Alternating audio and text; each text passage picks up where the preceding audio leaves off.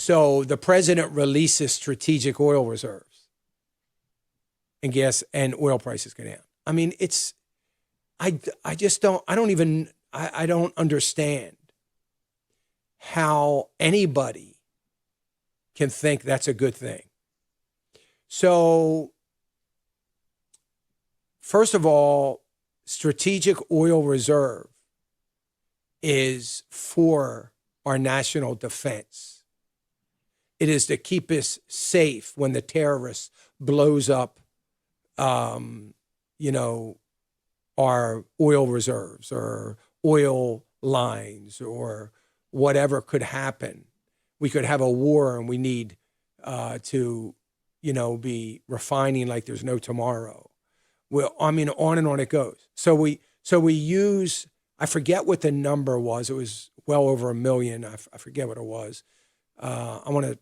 I think it was more than 10 million. It was more than what our output for, it might have been like 70 or 80 million barrels of oil out of our strategic reserves. The president's talking about doing more. Yesterday was anyway, or the day before. Yeah, yesterday, talking about doing more. And so, and inventories are tight. Well, yeah, inventories are tight. It is to say it's a Band-Aid on the problem of higher oil prices is the understatement of the year. It doesn't do it justice. So we throw in a little bit of supply so everybody can take a breath and think for a moment, and I mean a moment, that things are okay. Really? That's what we did. And we didn't say, all right, here, I got a plan. I've talked to ExxonMobil. I've talked to ConocoPhillips. I've talked to Marathon. And they've all agreed that they're going to increase production. It's going to take them a while to get those production sites that are maybe shut in. We're going to give them permission to pump from some of the federal wells again. They can do that. And it's going to take a month. I have no idea how long it takes. I'm just making up stuff here. It could take a month to get them operational. Again, it can't be an easy task. I don't think it's not as easy as opening up a valve. I do know that much. So it's going to take time. So in 2 weeks, it's going to take a month. In 2 weeks, we're going to release money from our strategic oil reserve. That's going to hold us for 2 weeks. And then hopefully the faucets will be opening up on some additional production. And we can start trying to do something about this oil crisis. That's a plan.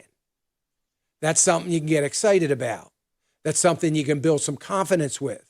That's something you can get some industrial sentiment in a positive way. You can do a lot with that because it's going to be long lasting. It's going to help the economy, not for a moment in time, but for the rest of the year and into next year and all next year. If we continue to need to do that, we continue to do it. There's nothing like that going on. They're still talking about shutting down pipelines. And so the whole thing was so ridiculous. There were people that were getting into the markets that had never been, or people that are getting back in because they felt as though there was optimism and good sentiment coming back in to the markets, or would be, because of oil prices getting down below 80 and gas prices were soon to react. And it was going to be a great retail season in November and December. There were people that were making investment decisions based upon that. I'm not talking about the average Joe. I'm talking about supposedly intelligent and institutional investors. It's unbelievable to me. So now oil inventories are tightening. Demand is worrying. Gains in oil. I mean, do you think? Whatever went away? It never went away.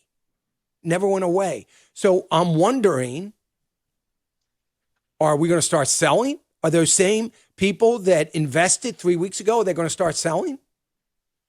I don't know. It's nuts. It drives me nuts. I mean, it is just, it's so easy. It is so easy to figure, to see that. And it can only be, because these aren't dumb people, it can only be a stubbornness refusal to look. Because if they look, or they see it and they're just, whistling past the graveyard and they're not going to, do anything about it.